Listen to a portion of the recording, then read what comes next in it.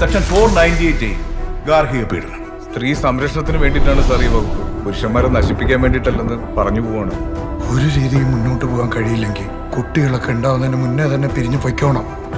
പ്രതികരിക്കരുത്, കാരണം മരിച്ചതൊരു പുരുഷനാണ്. അടുത്തത് നമുക്ക് ഈശ്വര പ്രാർത്ഥനയാണ്.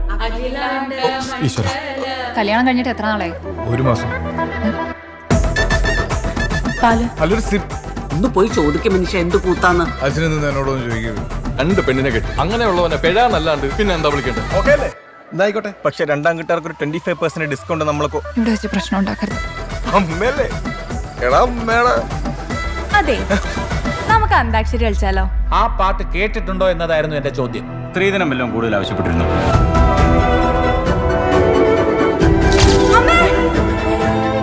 പതിവ്രതയാം ഭാര്യയെ പട്ടിണിക്കിടുന്ന നരൻ പരമഭക്തനായാലും ഗതിയുണ്ടാകും.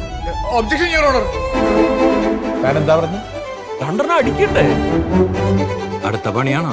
അങ്ങനെ നിന്റെ ജീവിതം നശിപ്പിച്ചിട്ട് ഒരുത്തി ഉണ്ടാക്കണ്ട. അവന്മാർക്ക് വല്ല പണിയെടുത്ത് ജീവിക്കട്ടെ. സാറ് പറഞ്ഞാണ് കറക്റ്റ്. പുരാണത്തിൽ സീതാദേവിയുടെ മഹത്വം പറയുമ്പോഴും കഥയിൽ ശൂർപ്പണകമാരുമുണ്ട്.